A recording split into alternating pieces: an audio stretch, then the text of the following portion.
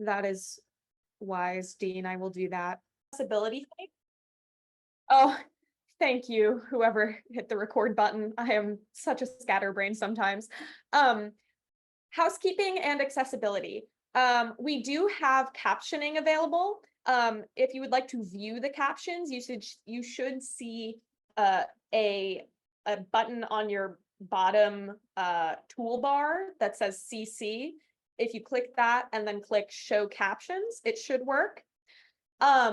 If you do have trouble accessing the captions, or you have any other technical difficulties, you can go ahead and send a chat to the hosts and panelists, and Dean will be monitoring the chat to help people out with any technical issues.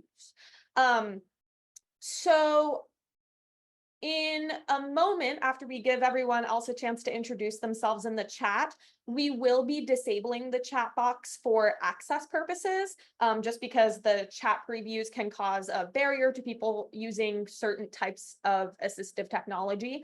However, you will still be able to send chats to the hosts and panelists, so people who work at ASAN, and we will be able to see those chats if you need something. If you have a question or a comment that you'd like to share related to the presentation, we will be using the Q&A feature for that. So you should see a Q&A box icon somewhere on your screen.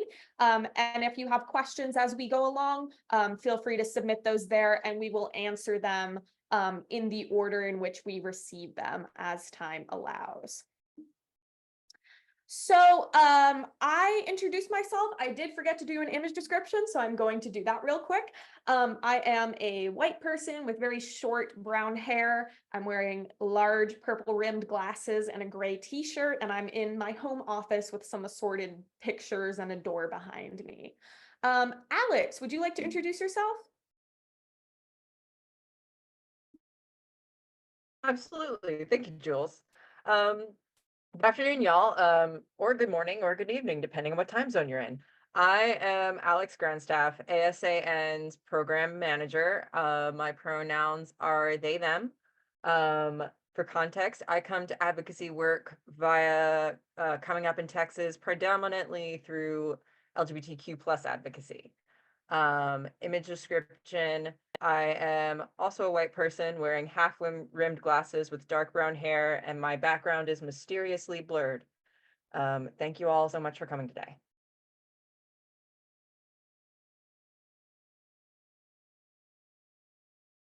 I can introduce myself as well. My name is Reed Kaplan. I use they, it pronouns. I'm the Accessible Policy Coordinator at ASAN, and today I'll be talking to y'all about legislative advocacy. So yeah, looking forward to it. Yes, awesome. Thank you, Alex and Reed. So I'm going to go ahead and disable the chat real quick. It looks like everyone, or actually, I'll give folks another minute to get their introductions in there. And I saw that someone was asking if we can save the chat and share like the chat transcript. We will absolutely do that. So in the follow-up email that we send, we'll make sure to get all of that to you.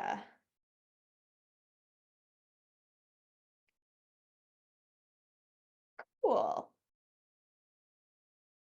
All right, I'm going to go ahead and make it so that the chat is just for people to chat with hosts and panelists. And we will be good to go. So our agenda for today, this first session is going to be what is systems advocacy? So just kind of grounding us in what the work is we're doing, what even is advocacy work. That will take us to about the next hour, so 5 o'clock Eastern. Then we will have a 15-minute break to get ready for our 2 breakout sessions. So these breakout groups will be happening at the same time. So you'll only be able to attend one of them unless you are a magician and can be in two places at once. But we will be recording both of them. So if you want to come back and watch the recording of the session that you weren't able to attend live, you will be able to do that on our YouTube page. Breakout group 1, which will be about building sustainable organizing communities led by Alex, is going to happen right here in this Zoom room. So when we go on the break at 5 p.m., you just can get up, step away, take 15 minutes, and at 5:15, we will get started in this same Zoom room. So you don't have to do anything fancy. If you would like to go to legislative and regulatory advocacy breakout, which is led by Reed, we will be putting a Zoom link in the chat for you to click on. That will take you to a different Zoom meeting. And at 5:15, that Zoom meeting will start, and that will be Reed's session. I'll explain all this again once we get to it, but just letting you know. And if you have any access issues with the accessing the Zoom link for the other session in the chat, just let us know and we'll find another way to get it to you. So jumping in to our main topic for this first session, what is systems advocacy? So first, let's start by asking the question, what is a system? A system decides how money and other resources are spent on different needs. That's a pretty broad description or definition, and that's on purpose because systems can look like so many different things, and especially since we have an international crowd here, systems in the United States might look very different from equivalent systems in another country. Systems come in many different sizes. So for example, the United States Department of Education is a system that decides how money for education is given out across the whole country. The Pennsylvania Department of Education is a system that decides how money for education is spent in the state of Pennsylvania. The Central Bucks School District is a system that decides how money for education is spent in just a small part of Pennsylvania. So we've got a system that kind of governs the whole country, interacting with a system that is responsible for one state, and then a system that is for just an even smaller part of that one state. So systems can interact with other systems, and they often do. So for example, to use those same school districts I was talking about, the Central Bucks School District gets money from the United States Department of Education, but it also gets money from the Pennsylvania Department of Education, which is a whole different system. And so the school district might have certain rules they have to follow or certain problems that they face as a result of which of those systems they are interacting with or which systems rules they are following. And systems impact everyone. We all deal with different systems every day, whether it be the education system, the Medicaid system, the healthcare system, and within those bigger categories, there's even smaller systems as well. And so when we're talking about systemic advocacy, we're thinking, for the most part, big picture about how we are transforming systems in a way that impacts typically a large or widespread group of people. So I'm going to re-enable the chat temporarily and have you answer this question. What are some examples of systems that you can think of? So you'll be able to chat so that everyone can see it now. Feel free to type in the chat box. What are some examples? Janine says the healthcare system. Joe says SSI, so Social Security. Yes, definitely. Coda says local government. Sunny says the education system, developmental disability system, home and community-based services system, county hospital system. Digestive system, yes, that's a little bit different, but still a system. Libraries.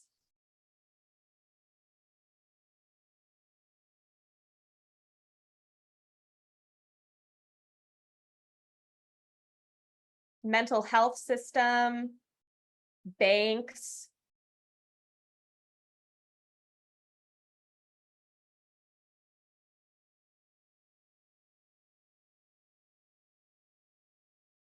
Parks and recreation system, yes. The prison system, agriculture, TV networks.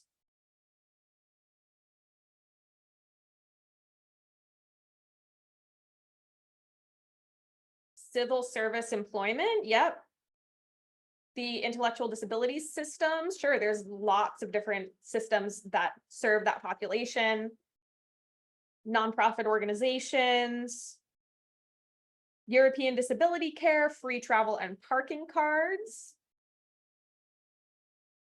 For our European friends out there.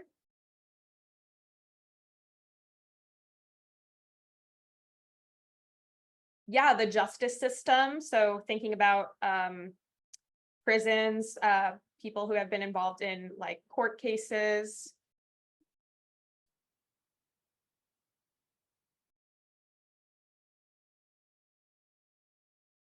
All right, so while people continue to put some examples in the chat, we have a question from Kay who says, it seems like all of your examples are of organizations that distribute financial resources. What about other kinds of organizations, like professional organizations that can educate and promulgate codes of conduct? Yeah, so when we talk about resources, money is obviously a very important resource that impacts other things, but it's not the only thing that we're talking about when we're discussing systems. So other resources could include like professional development for like education organizations.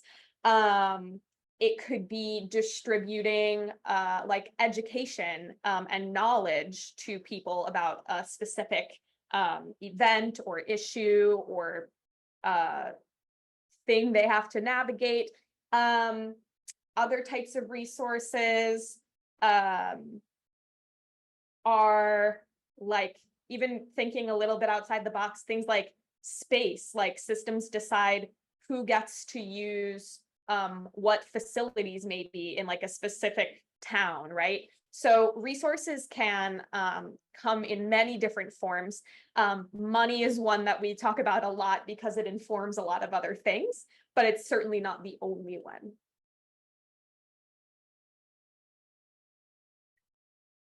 Great. Okay, I'm going to turn the chat back off temporarily. So we thought of lots of good examples of systems here. So when we think about systemic problems, a systemic problem is a bad thing that happens when a system is not designed well. And I want to show a difference between problems with system design and problems with system enforcement. So the way that the processes that systems use to distribute resources are a part of their design. How those processes get carried out is different from their design. And we'll show some examples that will hopefully make that a little clearer. So many people have a hard time accessing all different kinds of resources in the United States, whether that be housing, food, a stable income, healthcare, right? All of these different systems that we all interact with. This is because our systems were not designed to meet the needs of a lot of different kinds of people. And there are a lot of wonderful resources out there that can dive more into depth about how our systems were not designed with the full diversity of our population in mind. If we think about people who have historically been in power in the United States, it has been relatively wealthy, educated, white, heterosexual, cisgender men, right? And so because they have been in power for so long and were around when designing these systems in the first place, even though they've changed over time, a lot of our systems still favor people who meet that description and don't favor people who don't meet that description. And so the work of doing systemic advocacy is figuring out how to change our systems so that they work more fairly for everyone. And if we achieve that, hopefully that means everyone will be able to access the resources that they need across their lifespan to be able to live and have a not just survive, but also have like a good life, whatever that looks like for them. So I'm going to open the chat back up to ask you, what are some examples of systemic problems that you can think of? So we had a lot of great examples of systems that people did in the last question. So see if you can think of a systemic problem in the system that you or someone else put in the chat earlier.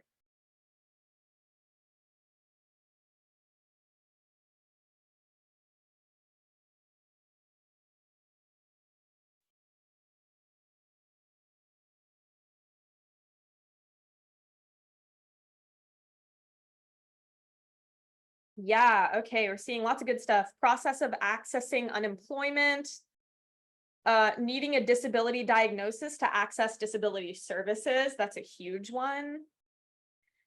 Bias in systems going unchecked. Absolutely. Higher incarceration rates for those with mental health crises. Yeah, so people who have mental health difficulties are more likely to end up in jail or involved in the justice system in some way. Limits to care for the homeless. Harsh restrictions put on people on SSI, on Social Security. Yes, we will talk about that more in a minute.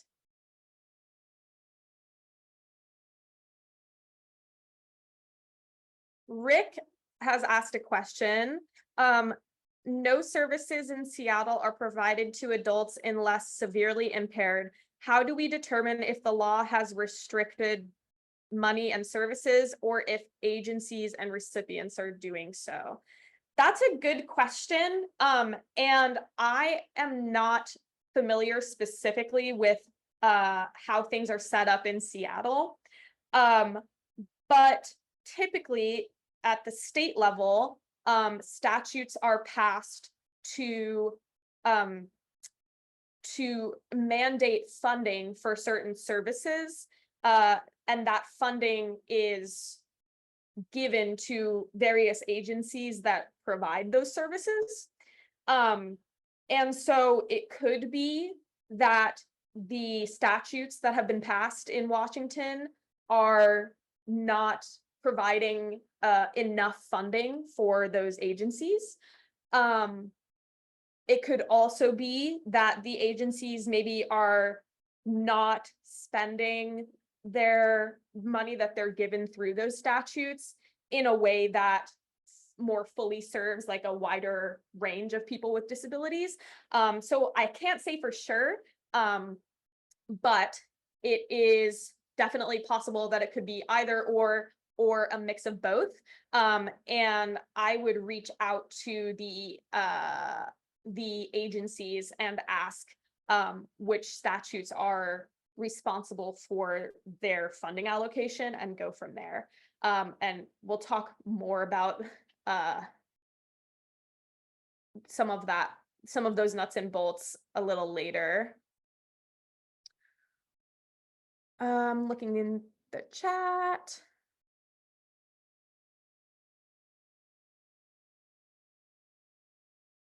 Yeah, Alice makes a great point about COVID, systemic racism and systemic ableism, like mask optional buildings that are inaccessible to those of us who are at high risk of a harmful outcome from COVID due to the limits of one-way masking, even with N95s. Autistic folks and folks with ADHD are at higher risk of a harmful outcome from COVID, among many disabilities. Yeah, so the fact that the government has gotten rid of mask mandates, even though doing so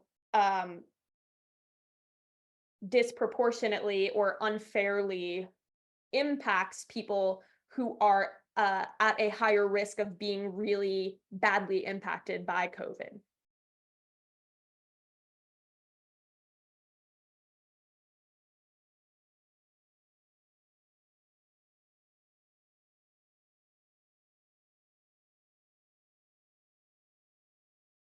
Great.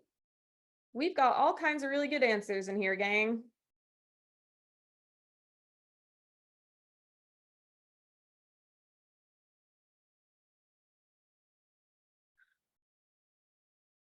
Give folks another moment to put anything in the chat. Yeah, Marty makes a great point. Lack of accessibility or accommodations even after proper requests are made.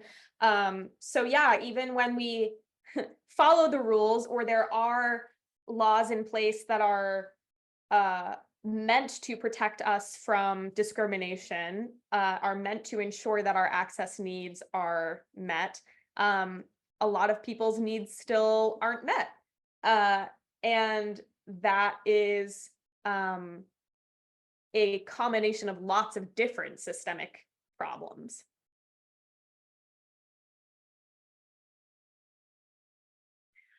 All right, I'm going to pause the chat again, and we will go through an example together.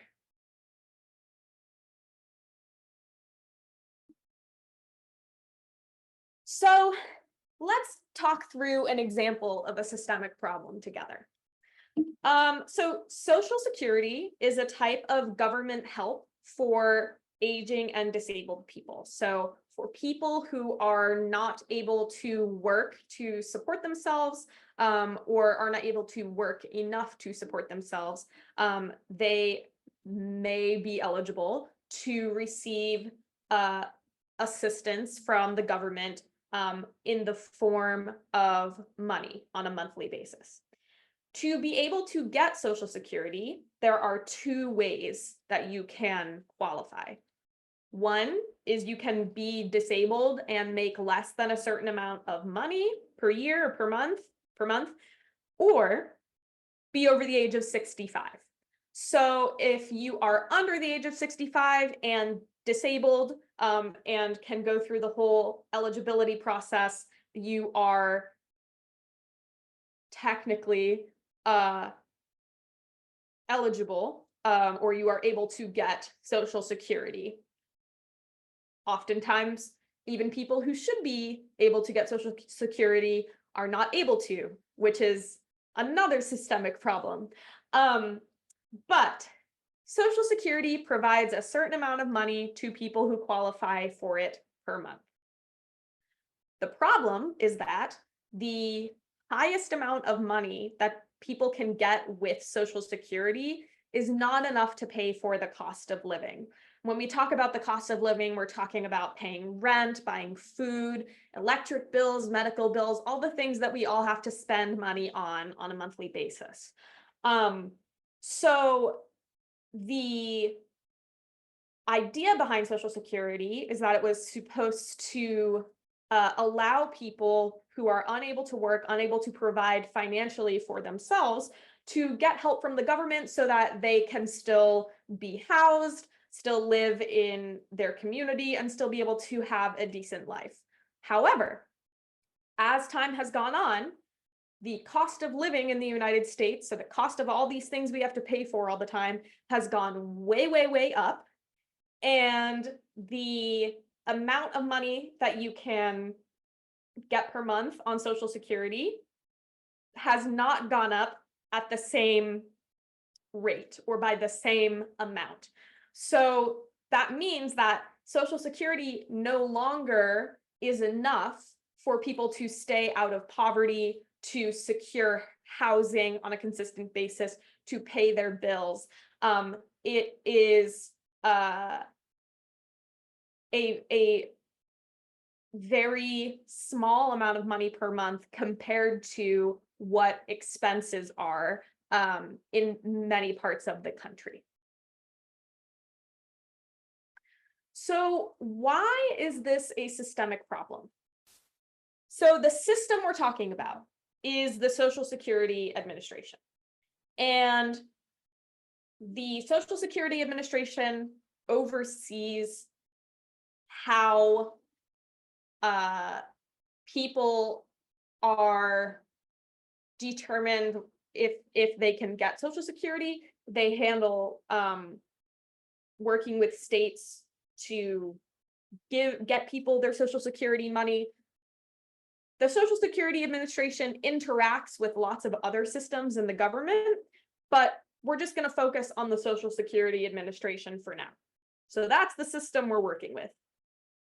The problem, as I said, is that the rules about how much money you can make if you get Social Security do not match the cost of living in the United States. So not only are you not receiving a lot of money from Social Security if you are on it, you also can't make more than a certain amount of money per month, or they will kick you off and you will no longer get that benefit, which is also tied to health insurance for most people, if not everyone, who is on it. And that's a big problem because not only are we not paying people enough to survive, but we are actively penalizing them or making them in trouble if they do not, if they make more than the amount that they are supposed to. And so people often have to choose between making enough money to pay their bills and care for dependents or people that rely on them, choosing between that and keeping their medical benefits and the other benefits they may get that are attached to their eligibility for Social Security. So why did we design the system this way? This seems like it's not working, right? Like people have been saying for a long time, this is not working. We need to stop limiting how much money disabled people can make. And we need to make it so that people don't have to choose between being able to pay their bills and having access to healthcare.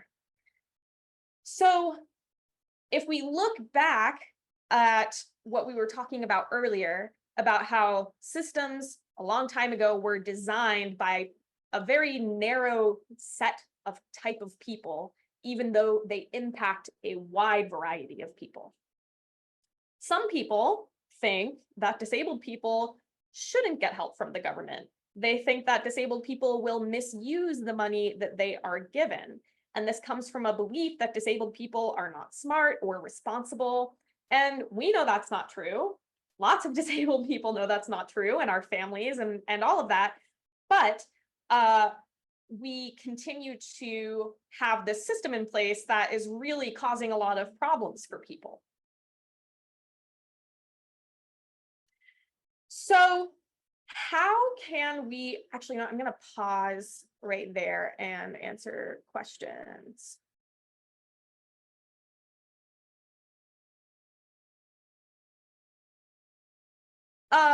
Rick is asking a question. So Social Security retirement is based on your work history. Is Social Security disability a fixed amount regardless of work history? It's a little bit complicated, Rick, because there are a few different ways that people can qualify for disability depending on when they acquired their disability. And it's a little bit more detailed than what I can get into right now. But I'm happy to send along some resources that get into more of the nuts and bolts of that. But short answer is that it kind of depends on the person applying.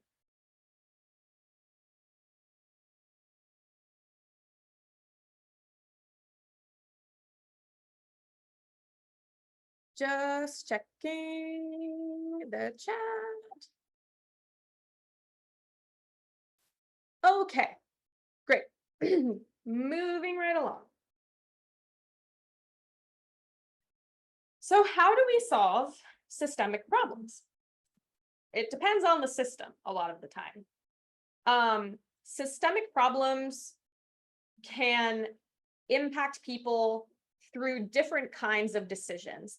And it's important to note that systems are not limited to government systems, but in the work that we do at ASAN as a policy advocacy organization, most of what we're interacting with is government systems. So that's what a lot of our stuff is going to focus on today. But certainly there are aspects or parts of systems that are not run by the government.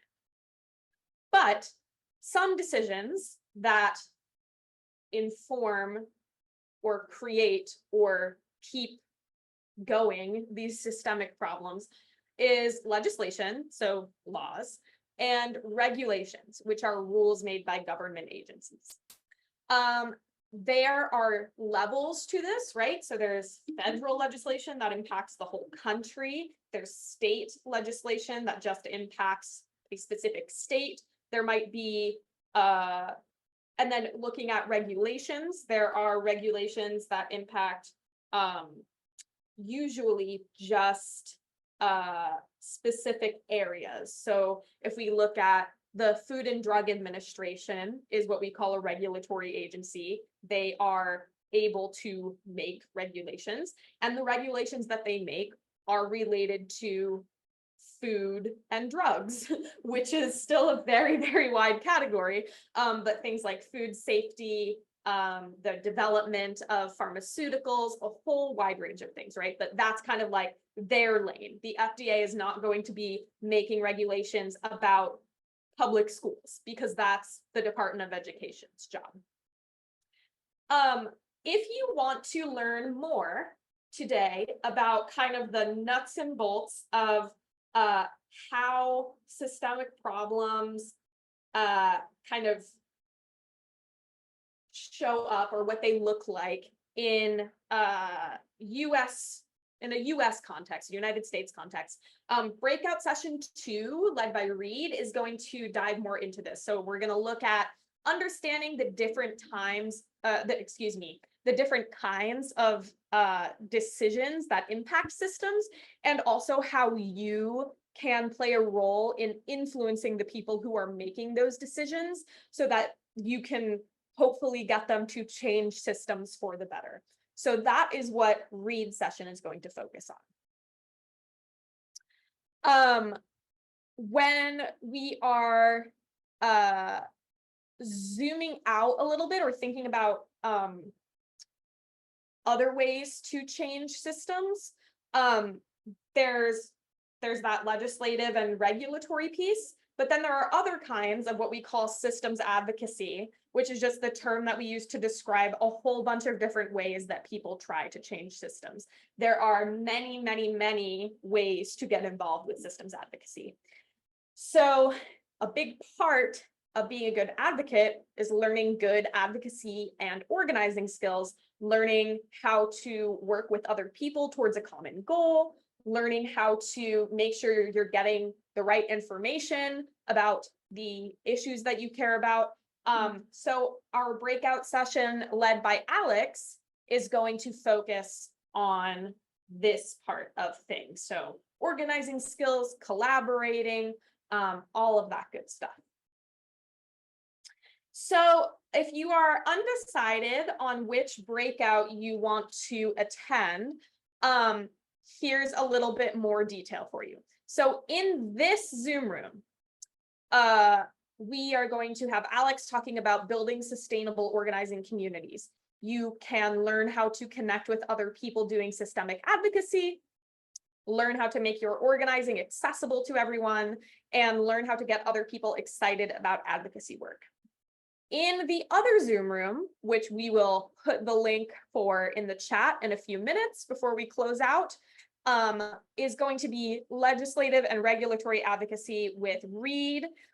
So in that one, we'll learn how laws and regulations are made at the state, national, and local levels. We'll learn strategies for talking to lawmakers and other kinds of decision makers, and learn how to influence laws and regulations that are important to you. So that's a little bit of the breakdown if you want to decide where you would like to be for the second part. And if you are like, oh my gosh, Jules, I've already been on Zoom for an hour, I just simply can't handle it, that is totally fine. Like I said, we will have both sessions are going to be recorded, and once we get them processed with captioning and everything, we will post them to our YouTube channel, and we will get those links to you in a follow-up email in probably next week-ish, something like that, in the near future. Yes. That is what I've got for this opening piece. We've got about 15 or so minutes. If people have questions or thoughts that they would like to share on what we just talked through together, now would be a great time.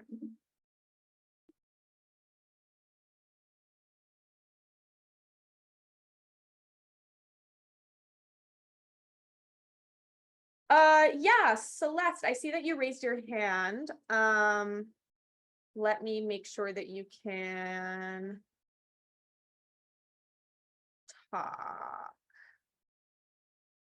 Where is, oh, there you are. All right, I'm going to unmute you now and you can ask your question. Okay, yes, I wrote, I'm so sorry that I missed some of the days, for the webinar thing. And, I I just went to my other Zoom because I was waiting for you guys to open the webinar stuff. And that's why I went to another Zoom meeting and I came back to this one. Okay. Yeah, that's totally fine. Thanks for coming. And we will have the recording of this up on our YouTube page within the next week or so. And so you can go back and watch anything that you missed. Oh, okay. And who am I? Your name is Julie? Jules, yeah. Jules. Okay. Okay. Yeah, I'm glad to come back onto this one. I didn't know what time to be back on. I read it from I'm waiting from 7:45 and oh, it's past 7:45. I look at it. Yeah. Yeah, it happens. All good. All right, I'm gonna put you back, answer this next person's question. Thank you, Celeste. Janine, go ahead. Hello, everyone. I'm Janine. I'm from near Toronto, and I work in healthcare organizing. So my kind of question is, we are trying to get, public, accessible, universal healthcare for all in Canada, and that's my main organizing thing. And I'm also doing some Palestine stuff as well. I'm trying to kind of make connections between all of these different areas of my organizing as an autistic woman, ADHD woman, as somebody who's physically disabled and needs healthcare, as somebody who's interested in, collective liberation. I'm hearing a lot from people, oh, well, you just need to pick one issue.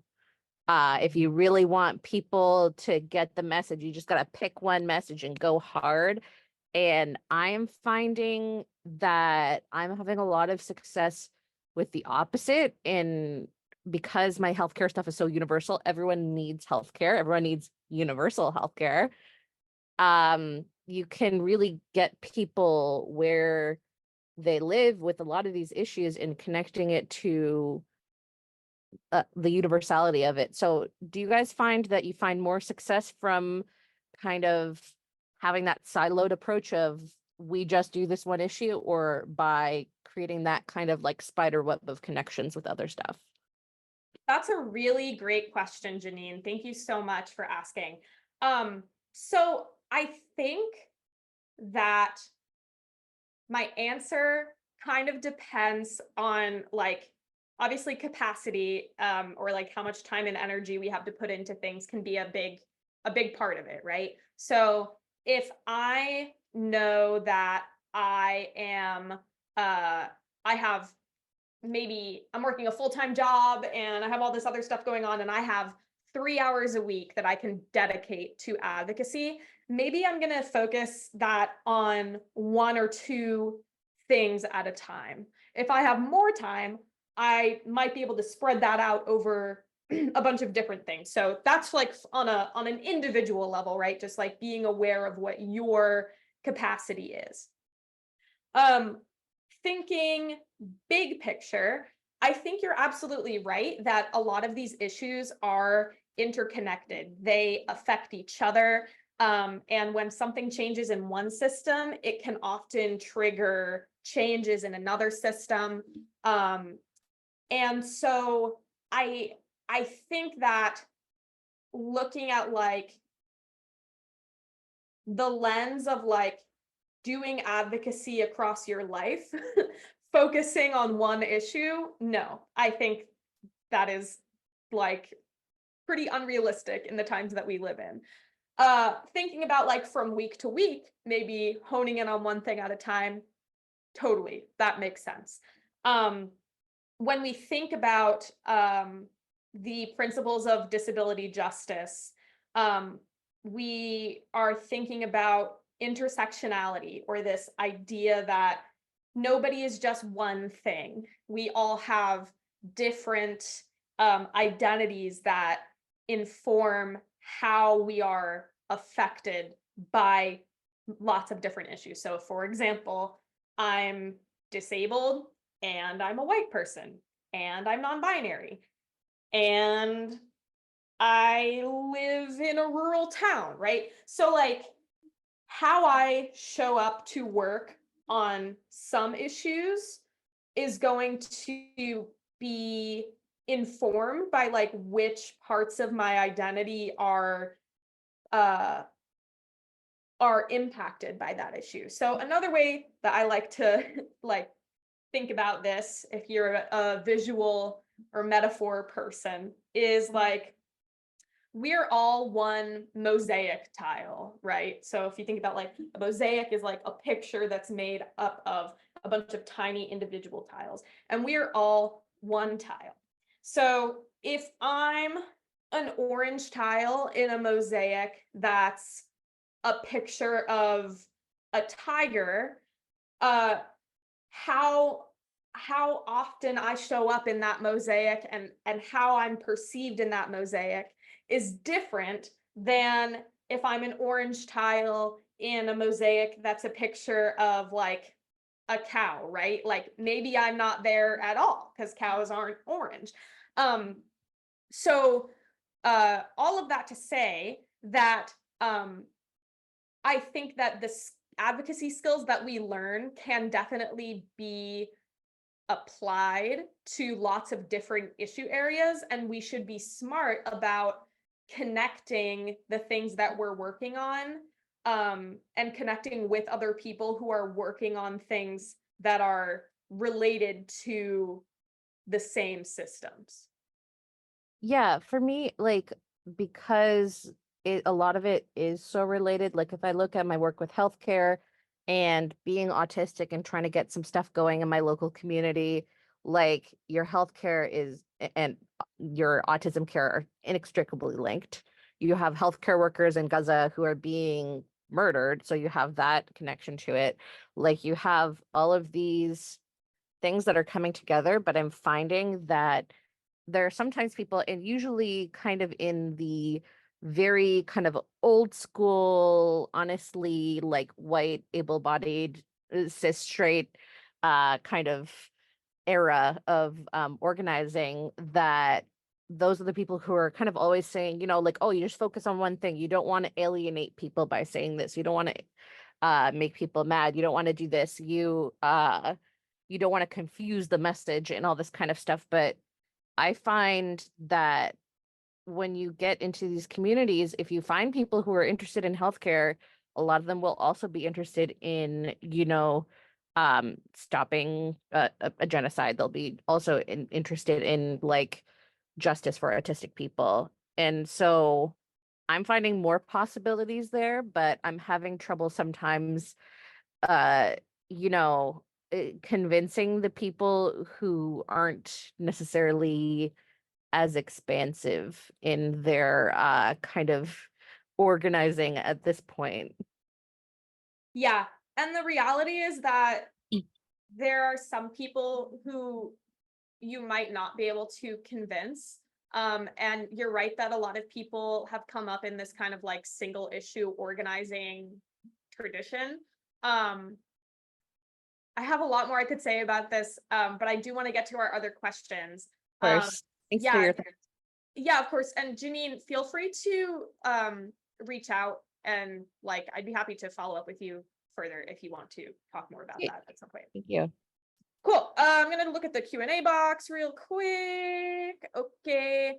Chris asks, getting a little ahead of myself here, but I'm interested in how strategies change when taking into account the current polarized obstructionist climate we have in North America now. That's a big question. I think that there are many organizing principles that stay the same, and some where we have to adjust the levers a little bit, depending on who our audience is. And I think that with when we're talking about like people who are really bought into a particular ideology and like absolutely will not hear you out and just want nothing but to be proven right, those are not people that I would initially focus on in my advocacy. You want to start in the middle with the people who you feel like you can influence and then work out from there. Alex will probably get into that a little bit more in their session. Tyler asks, social norms are often important, especially in organizing and advocacy contexts that aim to include a lot of new people who aren't experienced in advocacy. What social norms does ASAN recommend in organizing that seeks to help neurodiverse people find their own collective power in a group that has to interact with the public and decision makers? So Tyler, definitely recommend you go to Alex's session because that will touch on some of that. We do have some resources on our website that speak to this a little bit. And we'll point y'all to those resources in our like follow-up email that we send. But I would say that one of the big things that we focus on is trying to make our organizing and our advocacy accessible so that, like, especially, you know, if we're talking in the context of neurodiverse people, right? Making sure that it's not just some neurodiverse people who are getting a say, but that we're serving, you know, the widest swath of folks possible relevant to a particular issue. So yeah, go to Alex's session. That's my answer. I've probably got time to answer one more. I'm just taking a look here.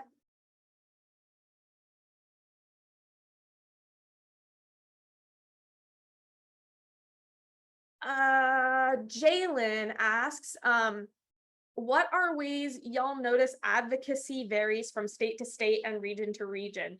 That's a great question, Jalen.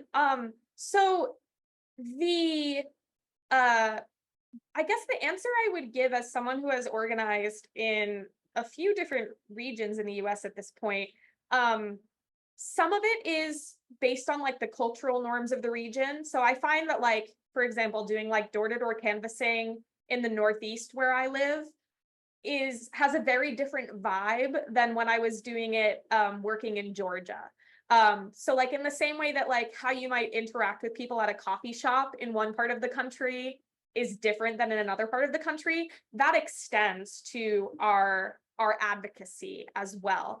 Again, I think a lot of the principles stay the same regardless of where you are, but there are those unique cultural things that we have to take into account. And that's why it's so important to make sure that we're centering the leadership of people who have the lived experiences in those regions, right? So like if I wanted to launch some campaign in South Carolina, I don't know the first thing about South Carolina. I'm going to want to talk to someone who lives there, who knows the vibes of the different communities that are there, all of that stuff, right? And rely on their like knowledge and expertise. So yeah, there are definitely differences that I think extend from some of the cultural differences that we see in other contexts in different parts of the country. Okay, I wish I could answer every single question at length, but I cannot. Dave, I do want to just note, oh, Dean, you just sent that to host and panelists. Can you send it to everyone? Dave, for your question about emails for future Zoom meetings, I'm just noting that Dean is putting the answer to that in the chat for you. All right, so game plan. We are going to take a 15-minute break. So we will be starting back up at 15 past the hour, 5:15 Eastern time. For those of you attending Alex's session on building sustainable organizing communities, you will be staying right here. You don't have to do anything, just stay put. For those of you who would like to attend Reed's session on legislative and regulatory advocacy, I am putting a link in the chat to another Zoom link. So click on that link if you want to go to that session. It will open up a meeting that it says you can't get into yet, but just hang tight, let that window be open, and I will get it all set up so that by 5:15, you will be able to hop into that Zoom room and listen to Reed's session. Does anyone have questions or any access issues in terms of getting that link to Reed's session from the chat? I see a few people with raised hands. Damon, I'm gonna start with you.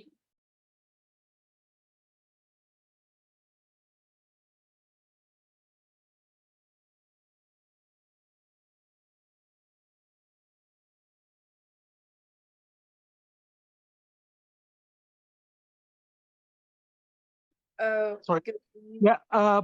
Well, the big problem that we have in Ireland is the fact that we completely run by volunteers. We have no funding, and as disabled representative organisation run by people within the spectrum across disability areas, that we need to engage with others without being victimized for being out there and interfering with the systems that telling us what we have to do and stuff like that.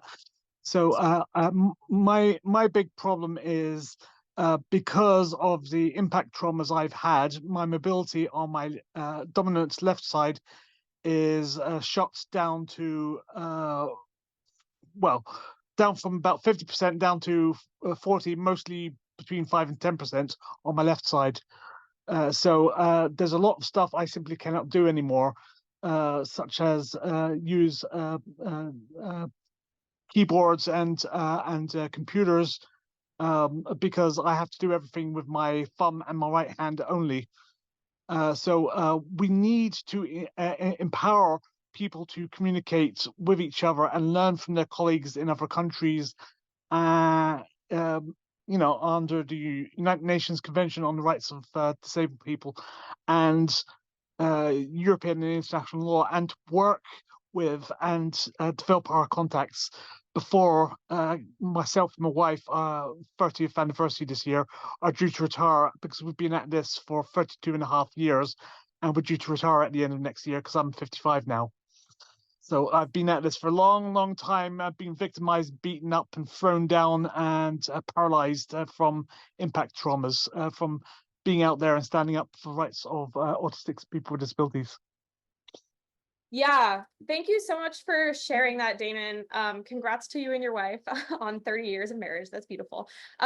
We are going to move on to our break before our next session, but I think you should definitely stay in this Zoom room and attend Alex's session, because we will be talking more about how we can connect with each other and come together to do effective advocacy. Great. All right. I'm going to pop that link to Reed's session in the chat one more time.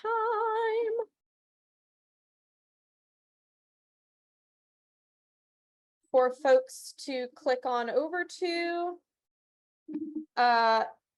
Again, as soon as I log off here, I will open that room and get everyone situated in there, and we will get started again at 15 past the hour. All right. Thank you so much, everyone, and we'll see you in a few minutes.